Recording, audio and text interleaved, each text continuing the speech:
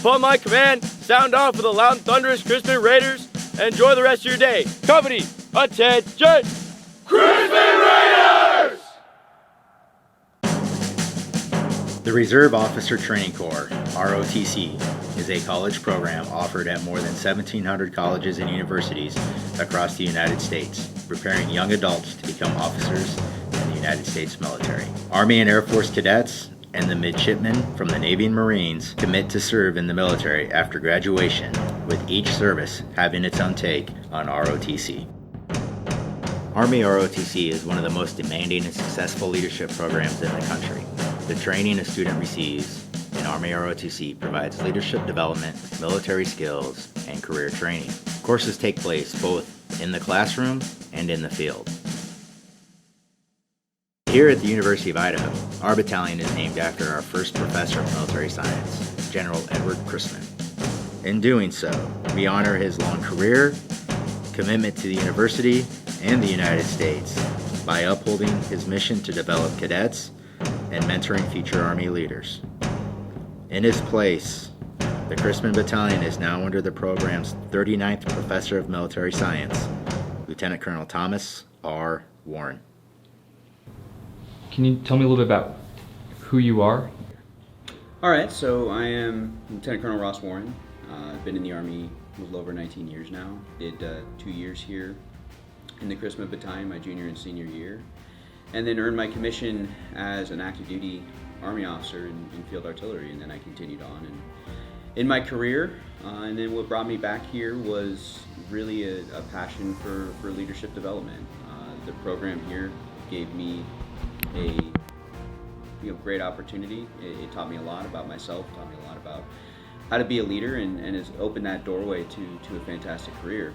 And I wanted to come back and provide that same experience to the cadets in the program. I think the most important thing is I want cadets that are about ready to graduate to understand the weight of the responsibility they're taking on. They're asking to earn a commission, but they're asking to be in charge of soldiers in the United States Army and be responsible for their morale, their welfare, their safety, their well-being. And oh, by the way, you also have to accomplish the tasks with your organization, and sometimes that involves risk, sometimes great risk.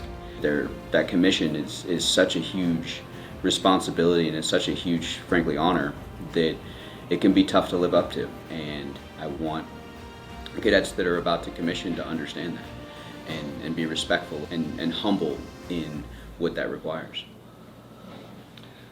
So what sort of training does this program provide to get cadets from A to B?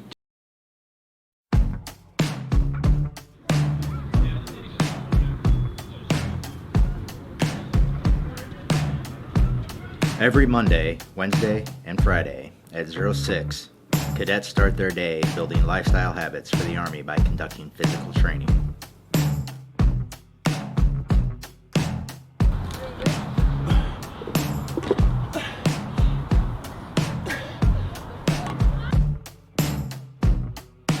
The reason we plank so much is because we need to work on our plank. If we were better at the plank, we wouldn't do it so much. Same with the run. Yeah. What'd you say? I hate you. Why? I hate you too. Keep going, go here. Turn around.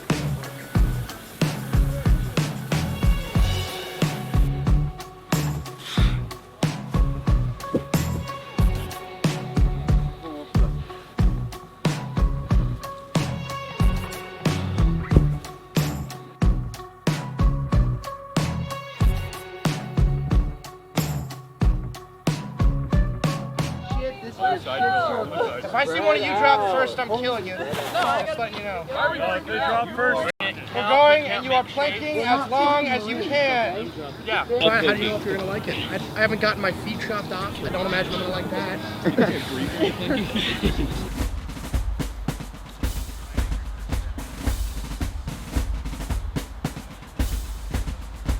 On Thursdays, cadets assemble as a battalion to conduct leadership labs consisting of tactical operations and field training.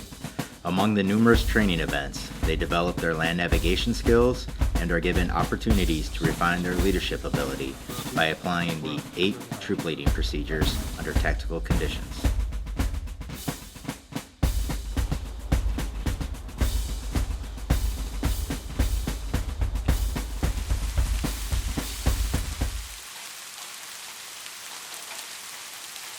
No matter the weather conditions, cadets will train their marksmanship skills on various ranges in preparation for the Army's Table 6 M4 qualification. Hey, I could never be better. I'm shivering, but I could never be better. I'm having a great time.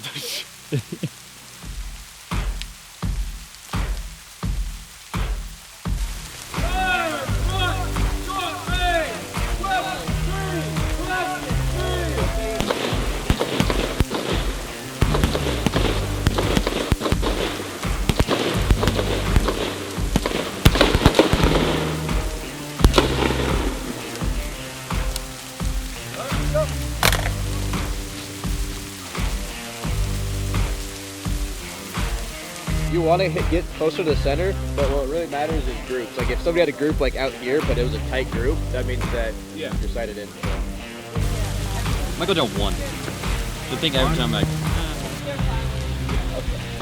Appreciate it. You got a cover? For what? For what? We got to perform surgery on Klein. He's got earplugs stuck in his ear. What? What? This looks so Hold on, take your figure out. Right, help me. Oh. Hey!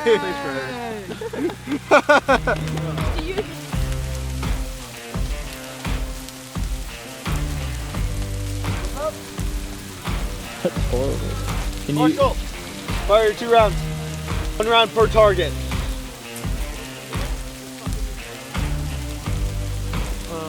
That's it.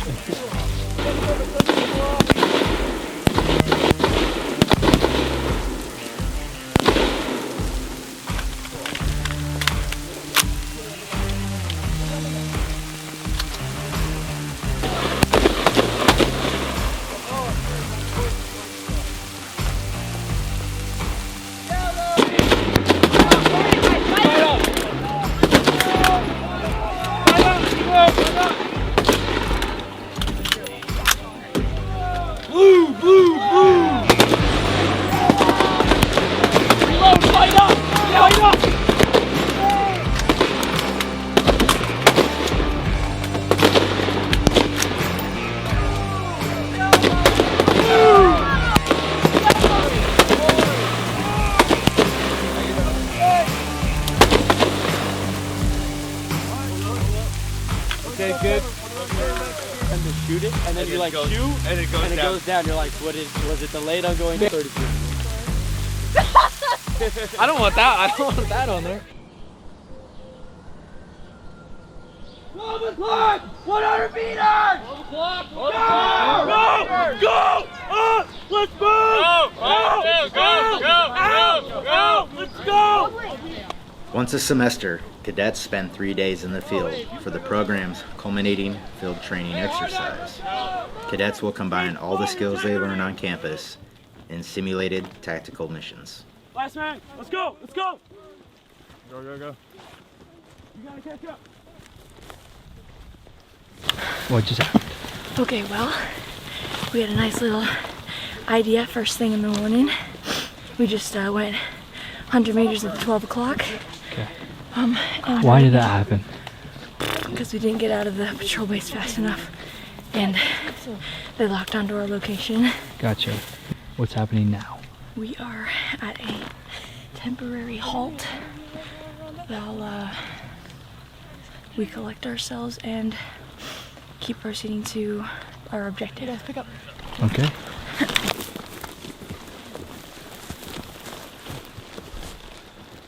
Just pace out.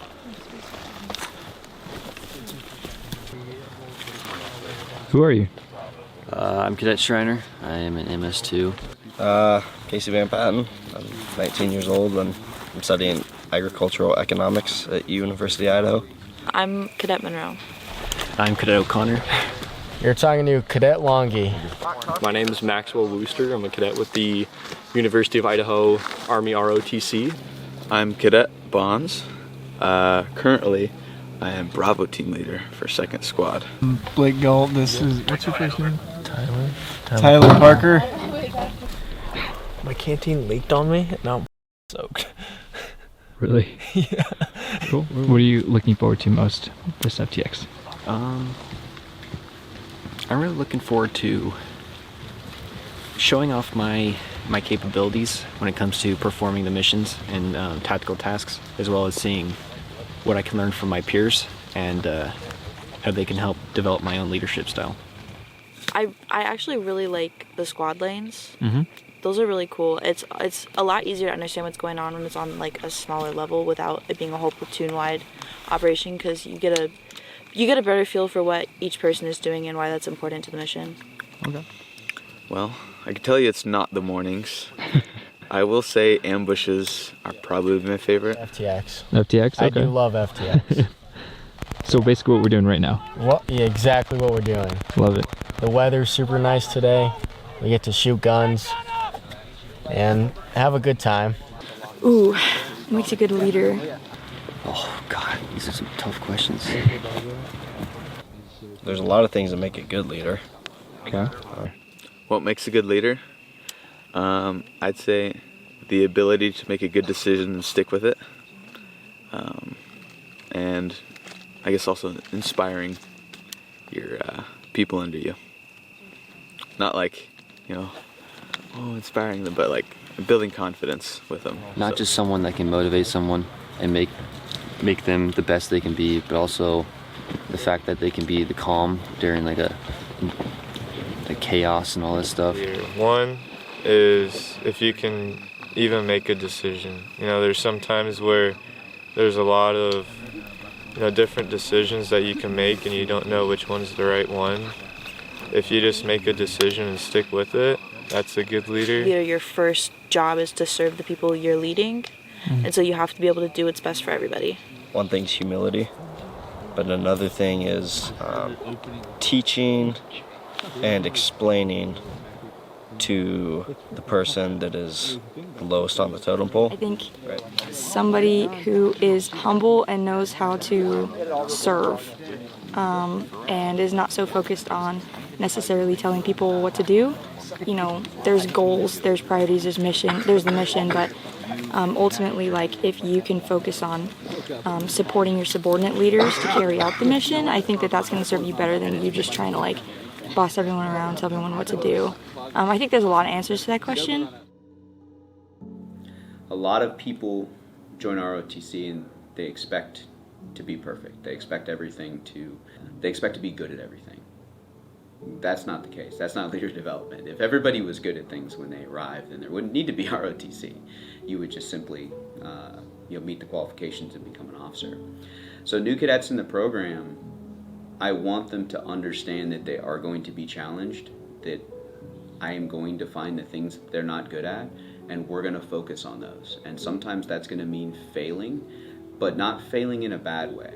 Failing up or failing forward. I have learned more about how to be a better officer by making mistakes than I ever did when things went well. So I'd like new cadets to understand you're going to be challenged. And you're going to be challenged because that's how we grow. The only way you know how much weight you can lift is when you reach muscle failure. It's the same thing in leadership. I'm going to give you challenge after challenge after challenge until we hit that point, and then great. Now we know what we can work on and we can move forward. And in terms of their expectations, it's going to be hard. And it's going to be hard not for the sake of being hard. It's going to be hard because we're back to the very beginning of what we talked about what the commission means and how important this is and the tremendous responsibility. And not only do I owe the cadets in the program the best and most challenging leader development program that I can possibly provide, I owe that to their future soldiers. So I want new cadets to understand they're going to be challenged. That's a good thing. That failure is synonymous with growth in a lot of cases, and that anything that is worth having is worth sacrificing for. And I certainly think that earning your commission as an officer is something worth sacrifice.